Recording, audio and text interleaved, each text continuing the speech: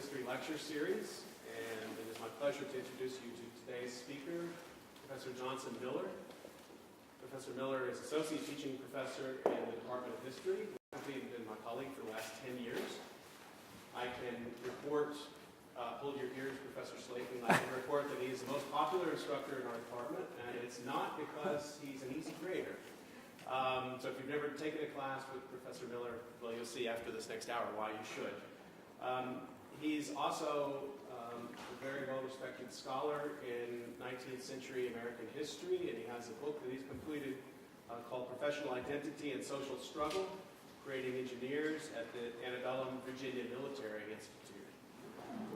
Despite his work on that, when we were working on the book, I cornered him one day and said, "You're interested in military history. How would you like to write the entire military history of Drexel University?" And we talked about that a little bit, and that became a fascinating chapter on Drexel during the Vietnam War, and that's going to be the subject of his talk today. So please join me in welcoming Johnson Miller to the series. Thank you. So I'm going to say a little bit more about how this turned into an overall history of military history at Drexel to a chapter on Drexel in the Vietnam War. So originally, Professor Knowles, he asked about this, and I was imagining a sort of like war and society chapter. And we're thinking like going all the way back to the origins of Drexel money, which a lot of it had to do with war. So developing new sorts of financial instruments for supporting America's war. So A.J. Drexel's father for the Mexican-American War, and then he himself for the Civil War, was really instrumental in funding the Union Army, and then also helping out the Prussians in the Franco-Prussian War. And so some of this wealth that makes this possible, including these paintings here, some of that was coming from war. So it was going to start off way back there, like before, 50 years before Drexel was founded, up into Drexel's leadership in World War II, of course, into the Vietnam era and the rest of the Cold War, and all the way up to the present with Drexel's support for veterans. And I found a ton of really interesting stuff along the way. So, for example, did you know that they used to do air raid drills here in the early years of World War II? So once the U.S. got into World War II, there was, of course, concern that the Germans would develop long-range bombers that would hit the East Coast. And of course, Philadelphia, this great arsenal of democracy, would be one of the places that would be targeted. And so their pamphlets would be given out to the staff and students and the faculty, or you see, be printed up in the triangle periodically, instructing you what to do when the drill came, or if an actual raid came. And so you'd, it was actually here, that way. So it's into the center of the building here is where you would go if you were having classes. And then there was a women's dorm.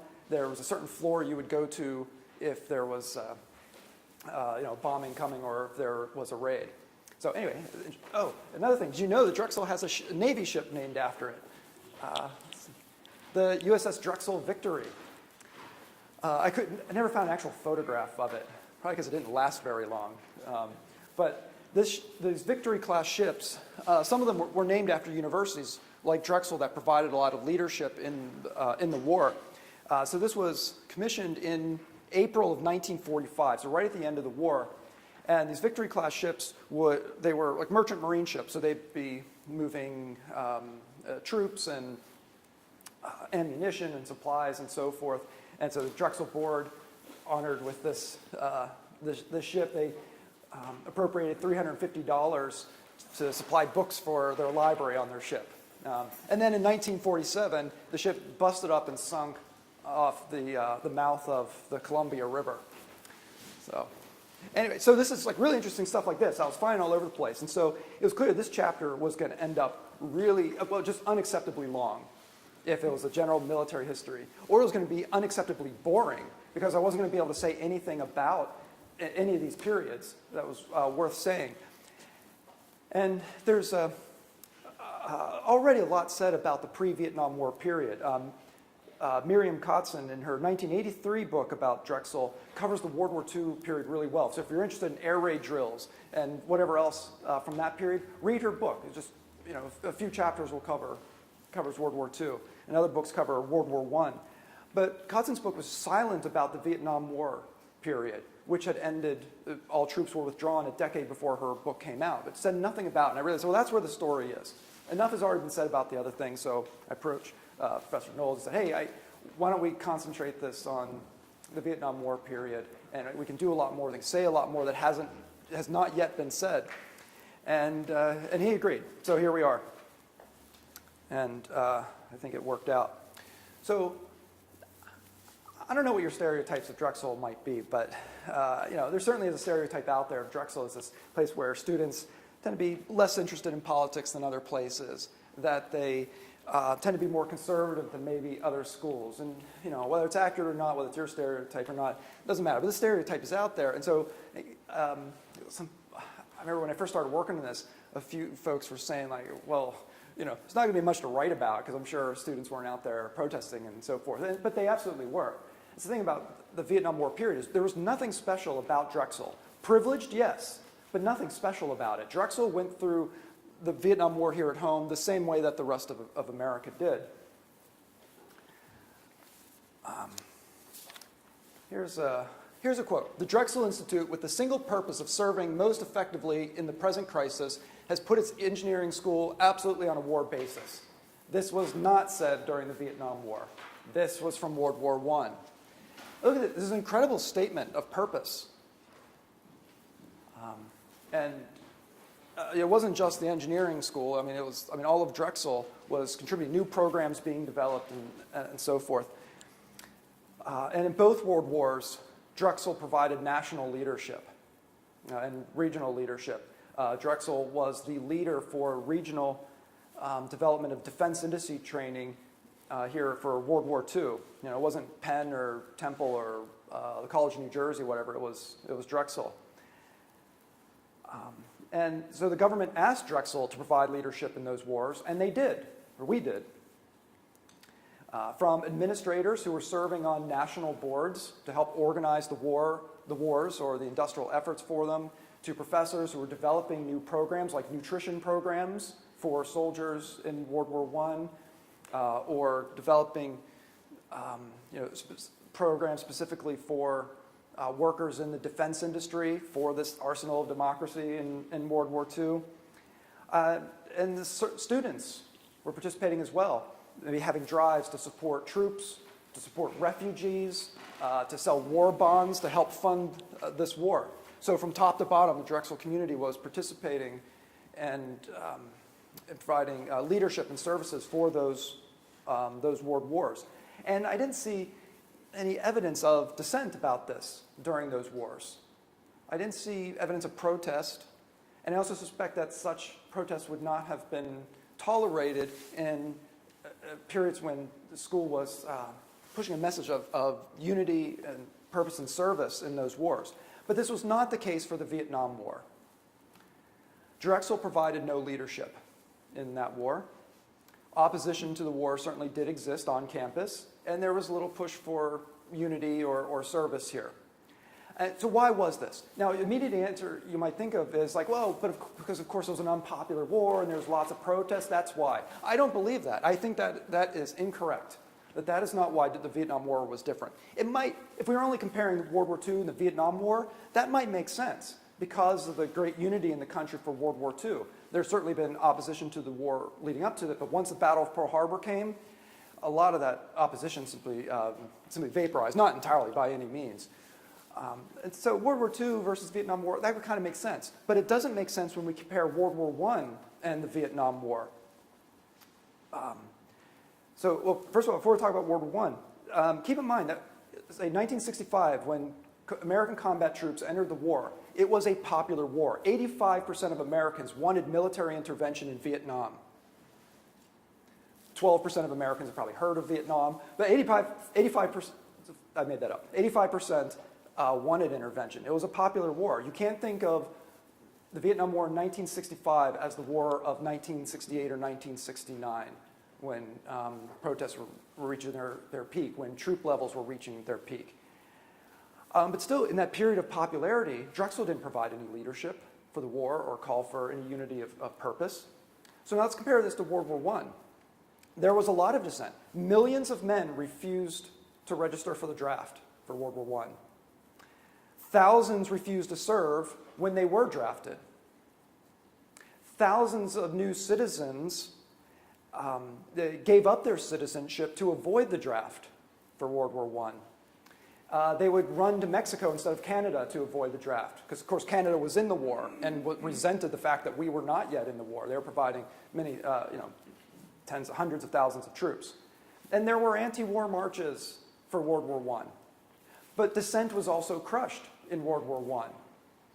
It was a federal crime to criticize the government or the war. People were sent to prison for doing it. German immigrants were sometimes put through humiliating displays of forced patriotism. Because, of course, the Germans were our enemy in the war. So maybe a crowd would drag German Americans into the street and force them to, kiss a flag. Or people would simply attack anti-war marches. Or they would kidnap anti-war activists, put them on a boxcar or a train, ship them out to a desert and dump them, perhaps hoping that they would just die out there. This is worse than the Vietnam War. And so if we look at that,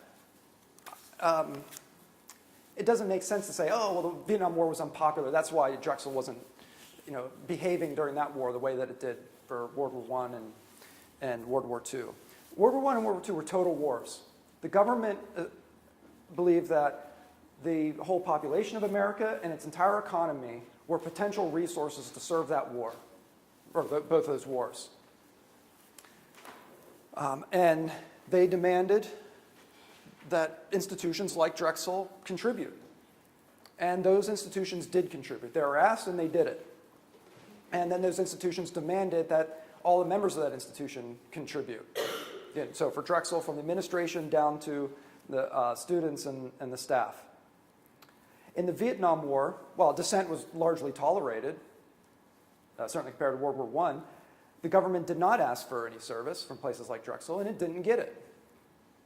And I think that's the important difference between, say, the Drexel during the Vietnam War and World War I or World War II. All right. So Drexel did not provide any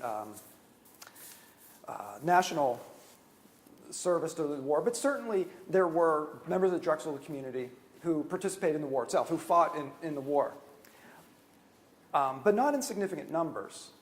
And here's one thing to keep in mind. During the Vietnam War, the men at Drexel were a privileged group that were largely exempt from fighting because of college deferments from the draft.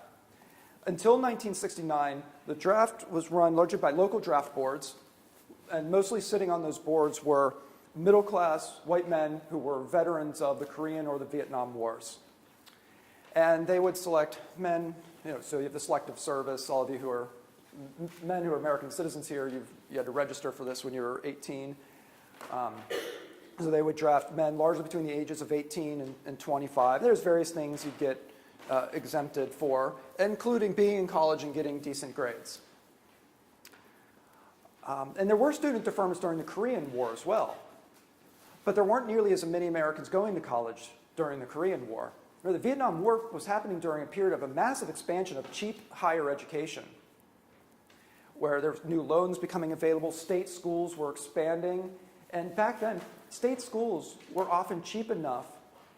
I know people who went to school back then who worked their way through college. You can't do that anymore. Imagine working your way through college. not just at Drexel, of course, that'd be absurd, but I don't know, unless you work as a CEO, but imagine working as, to be able to go to school at, say, the University of Michigan, Penn State, these solid state schools. You can't do that anymore either, but you could do that back then. A lot more people were going to college during the Vietnam War period than had done so during the Korean War. And so sort of the impact of draft deferments and using the college to get out of the draft was more significant for the Vietnam War.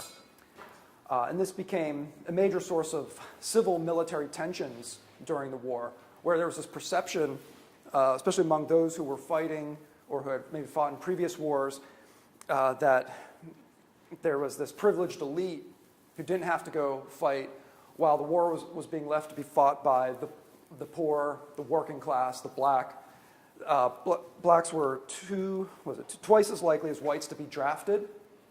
The less education you had, the more likely you were to be drafted.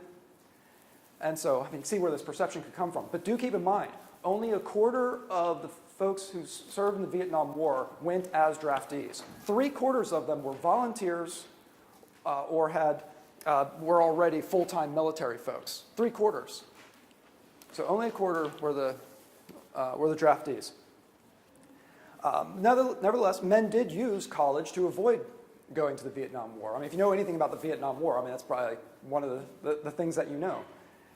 And sometimes they got help here from anti-war professors who would give unearned grades to men to help them boost their GPAs so that they wouldn't, fall below the required level and then end up getting drafted. But some men here at Drexel did serve in the war, and fighting in the war. They either volunteered, either dropping out of school or after they graduated, or they served all 4 years in ROTC, got commissioned and went, or they got drafted for whatever reason. Here are 4 Drexel men who did fight in the war. These are 4 that are recognized by the Philadelphia Vietnam Veterans Memorial. Now, for World War II, we have a really good handle on who served in the war and in what capacity, because there's this really nice pamphlet you can go to in the library archives, and you can read through, everybody, what they did. You can read, the first Drexel student to die in the war, which I think was at Pearl Harbor. But for the Korean War, the Vietnam War, we don't have that. And so there could be folks from the Philadelphia area who went to Drexel who weren't recognized by the memorial, or Drexel folks who weren't from the Philadelphia area and so weren't accounted for by the Veterans Memorial. So these are the only 4 that I know of. Richard Brooks, who's from Cedar Brook, I think that's northwest of the city somewhere. I don't know.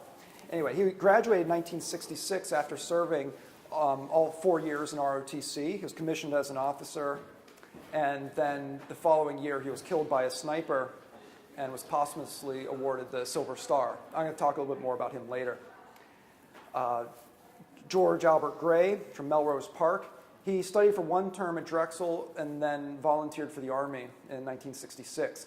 He died in 1968 in Vietnam. He was piloting a helicopter and was shot. Charles Thomas Hershey from the city. He was taking night classes and then volunteered for the Army in 1967. He died in the northernmost part of Vietnam in 1968, was also then received the Silver Star posthumously. Frank Nostot, he studied electrical engineering at night, but then was drafted into the Army in 1964, and is believed to have died in 1965 at the Battle of Ya Drang, which was the first land battle between the U.S. Military and the North Vietnamese Army. This is the battle, the beginning of which was made popular or famous by the book and the film, We Were Soldiers Once and Young. Might have read that. All right. So some small number of Drexel men served in this war, and a very small number also died in it. But that's not the only way that people participated in the Vietnam War period here at Drexel. Of course, opposition to the war took on concrete forms, and that was another way that people in the Drexel community experienced this. Now, again, the war began for the Americans, at least in terms of combat troops, in 1965, and it began as a popular war. Again, 85% of Americans wanted military intervention. But there were already some protests right at that point. The initial protests against the Vietnam War began with groups who had already existed, in some cases for decades. They were old peace groups. I don't know, it might have gone back to World War I even, or they were anti-nuke groups or general sort of anti-Cold War groups. And for them, this was just an escalation of a larger Cold War conflict that they already opposed. And this opposition, it grew over time. So from protests with some thousands up to protests of over 100,000. And slowly over time, the Drexel community came to participate in this opposition to the war. So here, just an example from the triangle. The first evidence of opposition to the war that I found in the triangle came in 1967. So 1967, by the end of that year, America had 500,000 troops serving in Vietnam. So the war was big by that point. In 2 years, escalated from sending a few tens of thousands of troops to 500,000. And so in June of 67, 64 professors and 37 students wrote an open letter to the Triangle. It's not this year, sorry, wrong picture. And what instigated this was that Idaho Senator Frank Church published an editorial in the New York Times where he was pushing back against what he saw as the stifling of dissent at a period where what was needed was greater or more vigorous debate about this war. And so this letter, it endorsed Church's position and then also called for some alternative for bringing about peace, not using military force, but instead using diplomatic means or whatever to bring the National Liberation Front and the North Vietnamese and the South Vietnamese to the negotiating table to find some sort of peace. But there was a more local issue that brought this up for these professors who led this effort for this letter. There were two English professors, what are their names? Joel Balsham and Marty Kellman. It seems like they were among the most prominent leaders of anti-war activity here at Drexel. And I guess they shared an office, and in their office they had anti-war posters. Well, at night, somebody who must have had a key went in and vandalized the posters. And so faculty were a bit upset about that. It seemed like the sort of stifling of dissent that Church had been talking about. But what really upset the faculty was that President Haggerty didn't care. And it seemed that here was tacit consent or support from the administration for those kinds of actions. And so in light of that, this faculty and students, they endorsed Church's position. And President Haggerty, he did harass some junior faculty. So folks who didn't yet have tenure, he called them to a meeting one day and basically told them, keep your heads down and don't get involved in anti-war stuff. And there was, I think it was Penn students organized an anti-war march that went through Drexel's campus. And there was at least the appearance that Drexel administrators were standing, I think, on the steps outside this building, writing down the names of Drexel faculty who participated in the march. Now, I never saw any evidence that they actually ever ended up disciplining anybody who did stuff. Because like some of the folks he pulled into that room to say, don't get involved, well, they got involved. Or they were involved and stayed involved. And I know, at least one of them who was doing this, she got tenure. But so I don't know if there was ever any discipline. But at least there was this perception in 1967 that there was this administration who was trying to stifle dissent. Well, in 1967, the Triangle took up a decidedly anti-war position.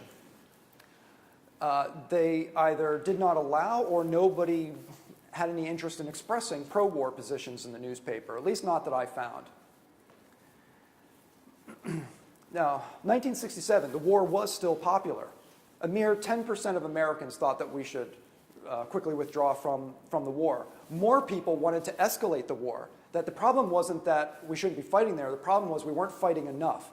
And that we didn't need to bring this to a negotiated conclusion. We needed to bring it to a military conclusion.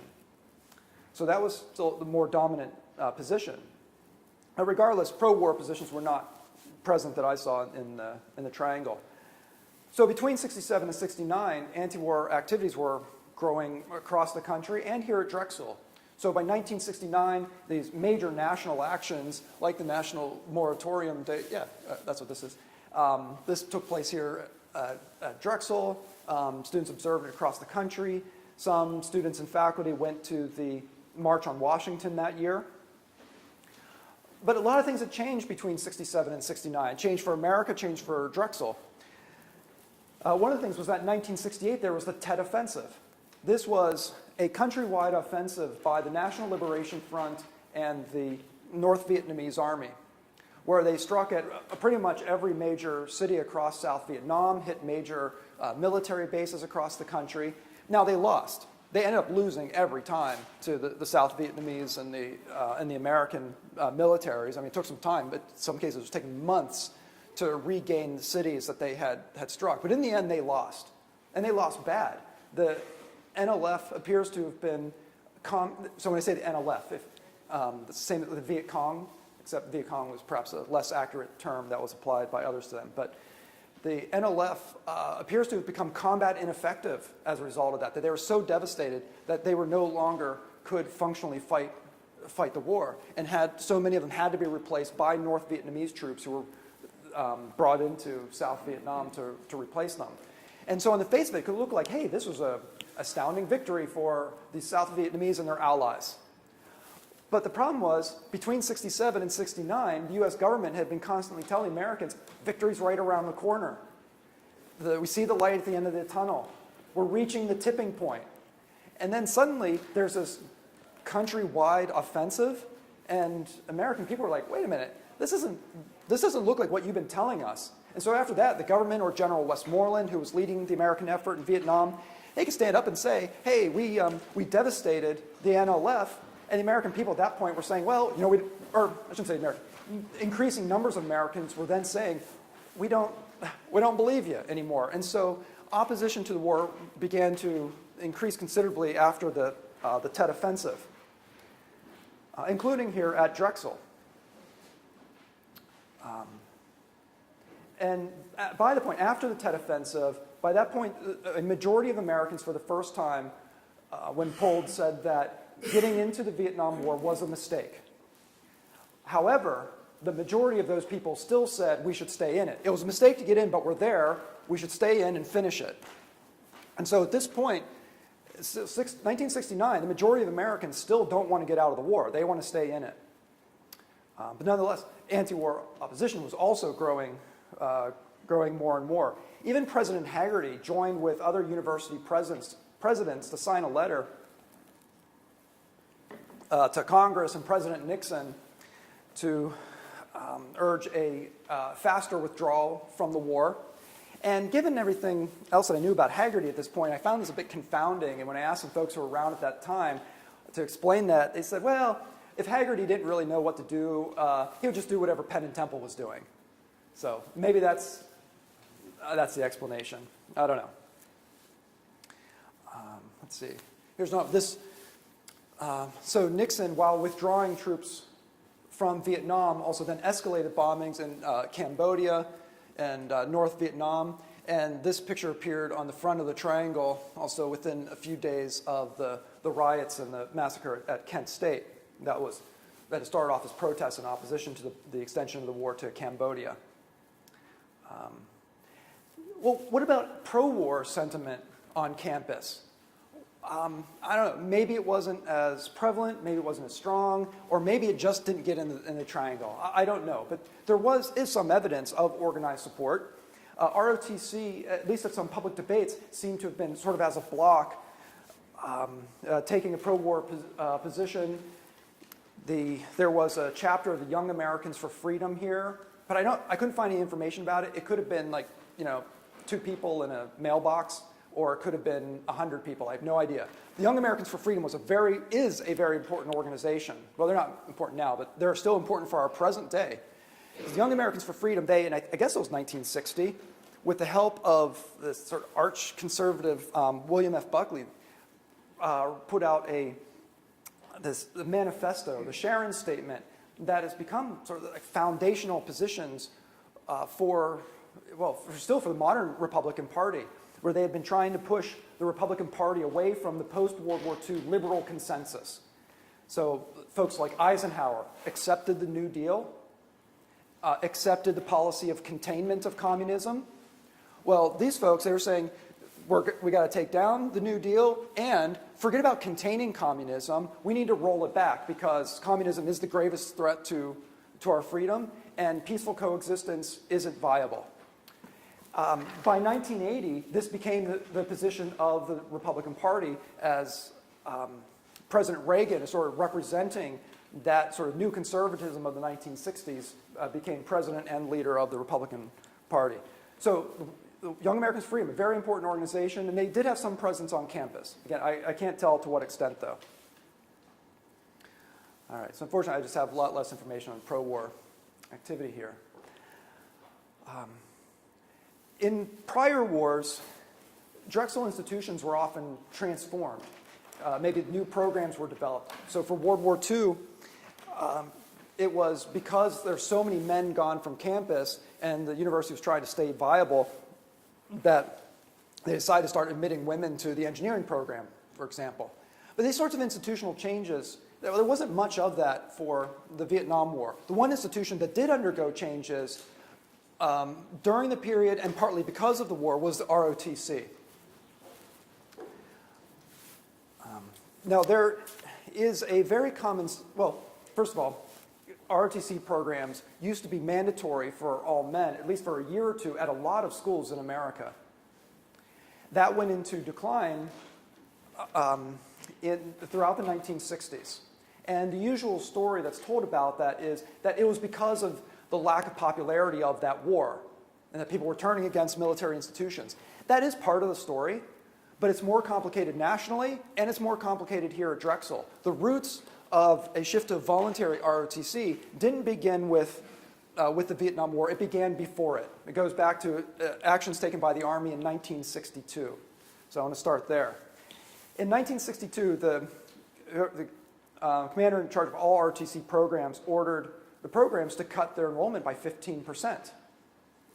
Now, he didn't consult the host universities about this, which annoyed them. But also, what do you do if you have a mandatory program?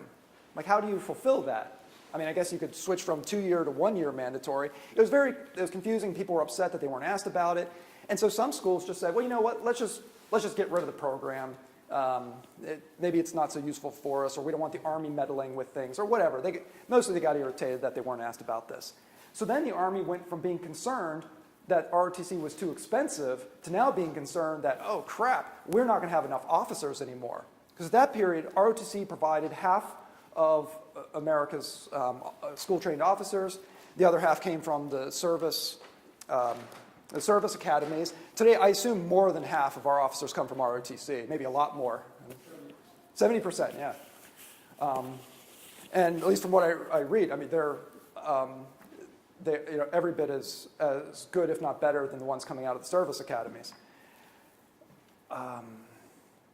All right, so now they're concerned they don't have enough officers. In 1964, Congress acts to try to turn this situation around with the ROTC Revitalization Act. The schools liked some parts of this, because it was this act that introduced the, the scholarships that now go with ROTC. The universities like that. It's like, great, here's a new way for men to be able to afford college.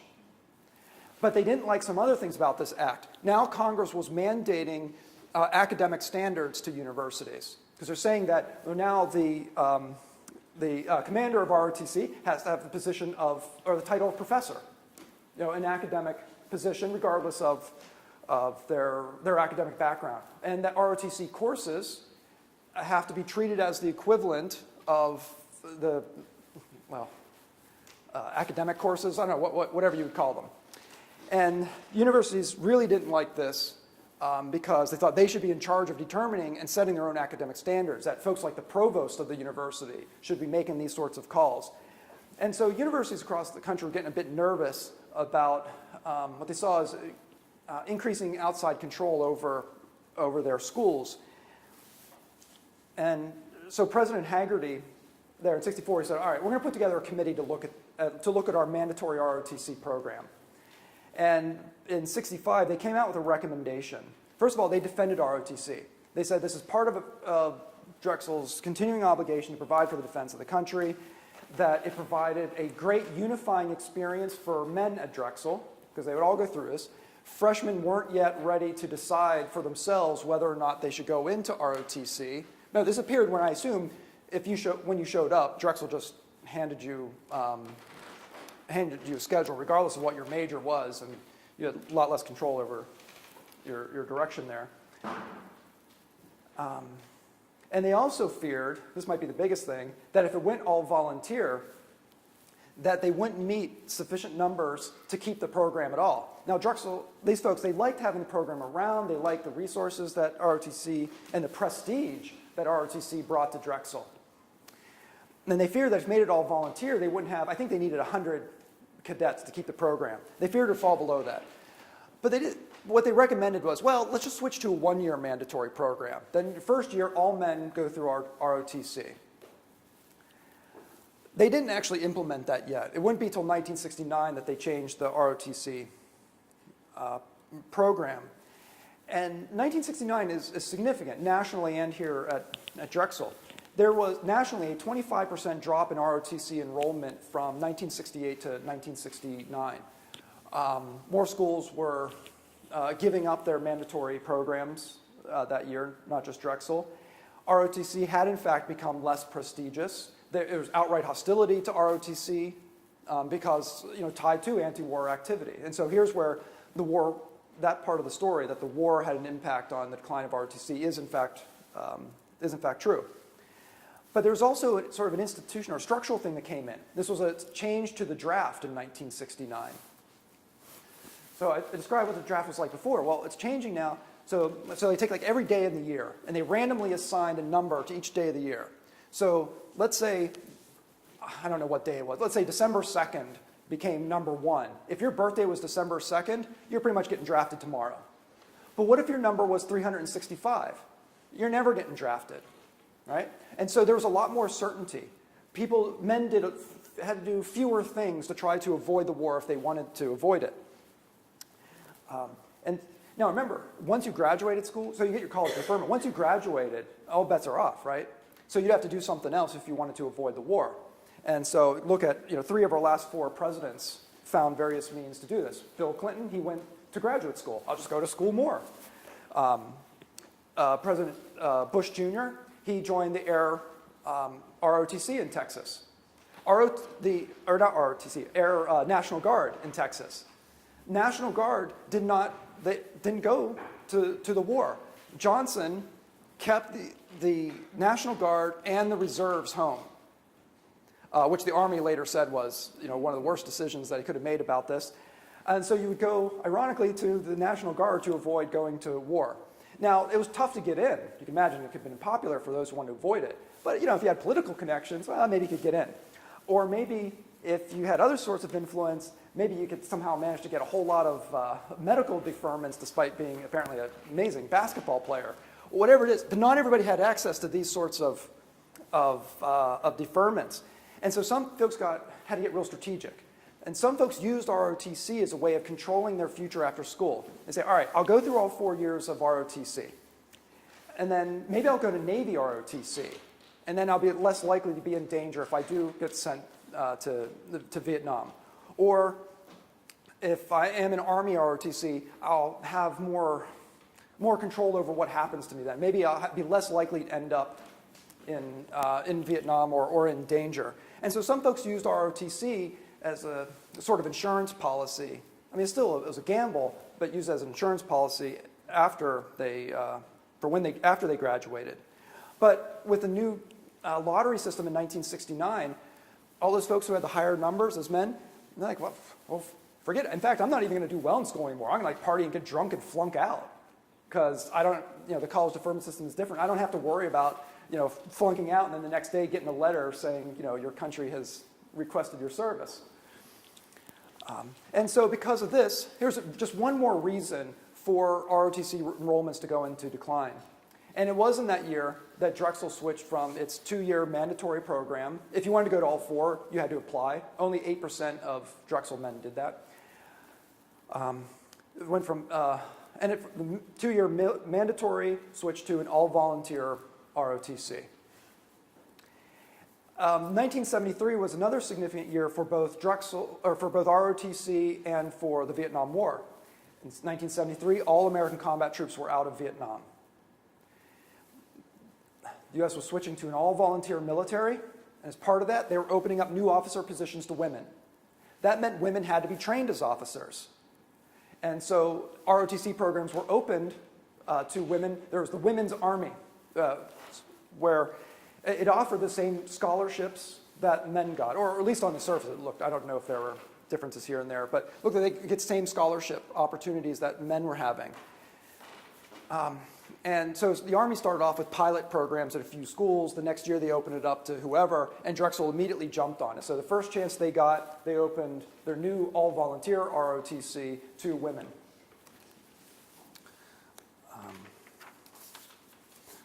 All right, so their ROTC, one of the few institutions at Drexel to really undergo change, in this period, or as a result of the war, or linked to the war in some way. But the story doesn't end there. And the story doesn't end there because we continue to live with the Vietnam War. I mean, I guess we live with all history, but I mean, sometimes the Vietnam War seems particularly visible to me. And in 1980, in particular, Americans started to undergo a reassessment of the war, as did the Drexel community. Important for that year was that Ronald Reagan ran for president. And as he was running for president, he said, stop thinking about the Vietnam War as an imperialist crusade or even as just a mistake. Think of it as a noble cause. And this helped to spark a lot of revisionism, whether it's among scholars. A lot of great revisionist histories of the Vietnam War were then coming out and still do. And in pop culture, like Rambo. Rambo is a deceptively interesting film about the treatment of Vietnam veterans. How many of you have seen Rambo? Okay, wow, not as many as I thought. So, I mean, the story was that, oh, you come over from Vietnam and a bunch of hippies are going to spit on you. But who is it that goes after Rambo? It's the conservative small-town sheriff. Anyway, so do with that what you will. There's tiny little things throughout the film to look for. Chuck Norris movies. So Drexel wasn't special in this regard either. Drexel also went through this reevaluation. And certainly the Triangle did. So from 1967, 1972, you weren't going to see any pro-war sentiment or any expression of sympathy for Vietnam veterans. But then 1987, you get this. See this on the bottom of the front page. Here's these two side-by-side articles expressing sympathy for and respect for honoring the Vietnam veterans. One of these describes the opening of the Philadelphia Vietnam Veterans Memorial, and the other is an editorial about Richard Brooks, who I talked about before. Remember, he had been in ROTC, went to Vietnam, was killed by a sniper, and waiting for him at home was his wife and a baby that he had never seen. And so the editorial says, I'm going to read a few quotes here. It said, it would be almost criminally negligent to allow the memory of Brooks and his peers to be lost forever. The solution was to name a new dorm after him. It didn't yet have a name, Towers Hall. So it's called Towers Hall instead of Brooks Hall. I assume Towers isn't named after a person. There's like no Towers person who gave money, right? It's just, it was a tower, whatever. Okay. So instead of Brooks Hall, we got Towers Hall. Quote, usually a worthy name is suggested and a large contribution check changes hands when a Drexel building is titled. Perhaps just this once, the powers that be could pass up the financial opportunity and remember those who really sacrificed, not to a school or a nation or even to a people, but to a higher ideal. And then they continued. He died in an unpopular war at a time his men and women who shared his uniform are unjustly vilified. Maybe the Vietnam War effort was entirely wrong, though some Indo-Chinese refugees might effectively argue the point. Certainly our leaders, the politicians and the generals, were incompetent and caused needless grief and bloodshed. So here we see an important part of this reevaluation of the war. A lot of this revisionism that came after the war that says this was a noble cause was also saying, and it was fought like crap, that the civilian and military leadership at the top had no idea what they're doing. That's a common part among the scholars writing histories in this revisionist vein. And so you see that being expressed here. But at the same time expressing sympathy for the veterans who suffered the consequences of those decisions. It continues on. A memorial to a Vietnam veteran might be cause for more thought and reflection than a memorial for the dead of any other war usually receives. Not only to honor those who died for freedom, but a warning to future generations of decision makers never to blindly accept the word of old politicians who will never face snipers and booby traps. Though that's perhaps not true, because I imagine of the folks in Congress who served in Congress during the Vietnam War, probably a pretty hefty chunk of them had fought in either World War II or the Korean War. So that may not be fair. But anyway, these editorials would not have occurred in the Triangle in 1967, 1969, 1972. But America and Drexel were changing. And the Triangle was changing. Since then, since 1987, the Cold War ended. The United States switched to an all-voluntary military, just like ROTC became all-voluntary here. And over time, Drexel came to provide strong support for veterans by participating in the government's, the GI Bill Yellow Ribbon campaign to provide very generous funding for veterans to go to school. Drexel provides tons of money to make the schooling effectively free for veterans. Another thing that changed since 1987 was the normalization of relations between Vietnam and the United States. And as a result of this, today I teach the grandchildren of American veterans of the war. I teach the grandchildren of Vietnamese veterans of the war. I teach the grandchildren of refugees who fled the massacres and the re-education camps after the North Vietnamese conquered the South. In 2006, there were 4 Vietnamese students studying here. Today, there are over 200. So I started off at the beginning saying, Drexel wasn't special. Privileged but not special during the Vietnam War period. Drexel was going through all the changes that the rest of America was going through. And here we see it reflected in who's studying here today, seeing changes, global changes that have been going on since the war. This war that we're still living with here today at Drexel and in the rest of our lives. Thank you.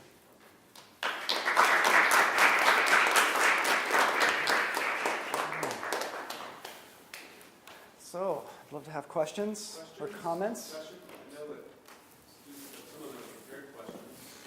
Thought about it.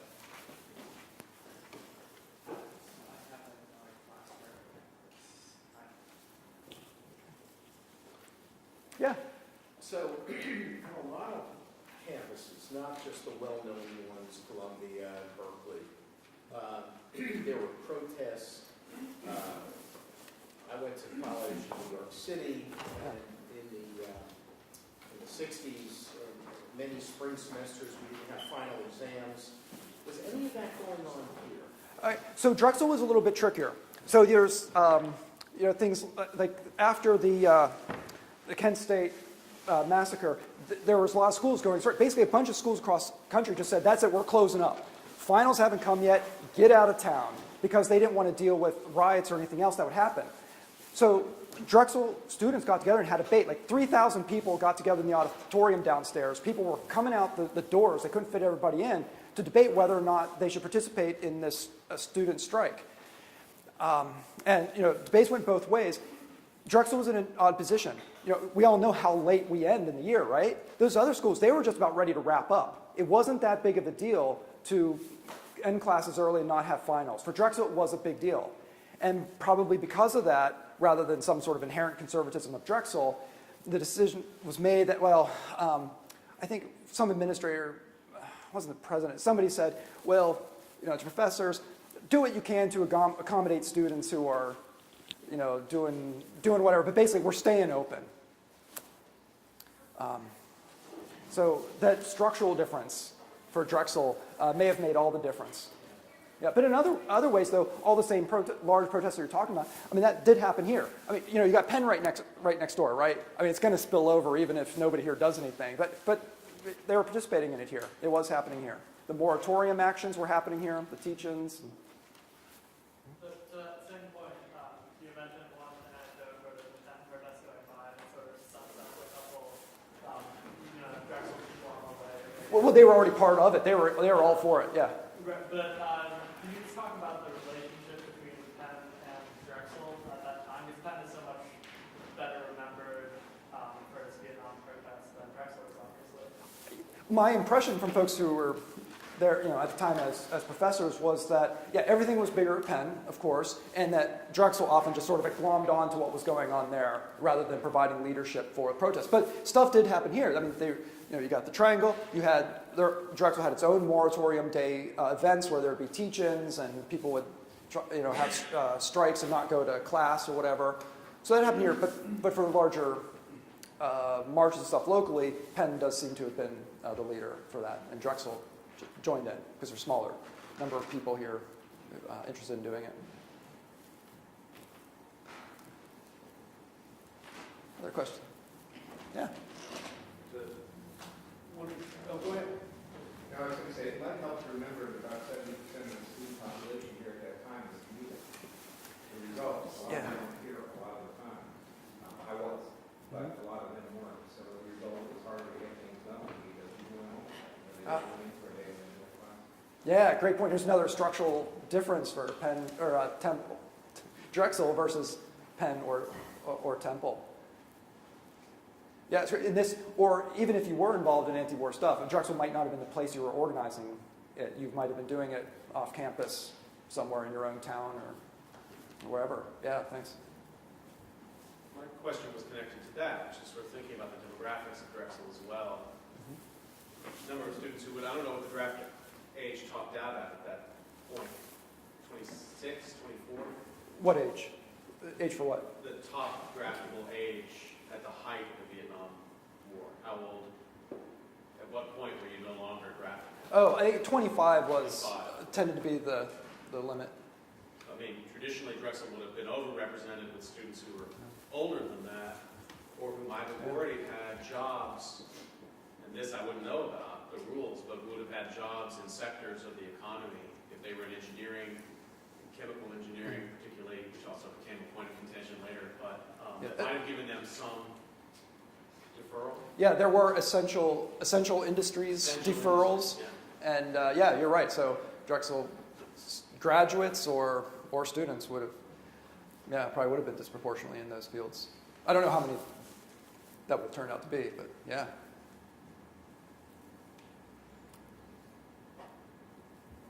Are there questions, comments, or stories? Yeah. In light of the current political climate and the amount of protests going on now, what impact do you think protests had back then during this time period on the Vietnam War? Yeah, it's a huge question. So historians don't agree on it. Can you repeat the question? Because I don't think. Oh, so she was thinking about the impact of protests in the present, wondering about that in the past. So to what extent did protests actually shape, so I guess thinking like how did it shape policies in the government and towards the war and so forth. Historians debate this. They don't agree on the extent to which the protests had an impact. I mean, some historians say, it really never had any substantial impact on the actual course of the war. That it wasn't protests that were really doing it. It was people in Congress or who were themselves becoming skeptical and so forth. But I would think, looking at the current example, it does seem where protests have had an impact on, say, leaders of the Democratic Party. And they're like, oh, wait a minute, I better jump on board with this or else we're going to get left behind. And so was that happening back then as well, that the protests made it more possible for Congress people to speak out against the war more and more. But do keep in mind, Congress never really acted to do anything, right? I mean, they almost overwhelming support for the Gulf of Tonkin resolution that authorized President Johnson to escalate the war. And at any time, Congress could have simply either passed another resolution that said, okay, war's over, or stopped funding it. And they never did that. And so we see this more recently. So Congress has the job of saying, we authorize force, right? That's their responsibility. It's their obligation. And so more recently, you've had folks in both parties had been complaining about, President Obama, you're not doing enough in Syria. Yeah, well, why don't you authorize force for Syria? And so this way, if we don't, we can complain, but if we don't put our name, sign anything, then we can't be held accountable if it goes bad, right? If it goes well, great, we got what we wanted. If it goes bad, President Obama, President Trump, President Johnson, it's all your fault, right? As long as we don't sign our name to a resolution, we're all right. Or, I'm going to complain all I want, but as long as I don't sign my name to a resolution ending this war, I don't have to worry about a backlash from folks. So, I don't know. So I don't know which way these influences, or the extent of the influence of protests on say, Congress. Because, historians don't agree about it. I'm not going to adjudicate their debate because I just don't know. Probably a good note to end on. All right. Thank you once again. Thank you. Please come back next week. We have Chuck Drexel 2 times, and we'll be hearing from him about Drexel and transition.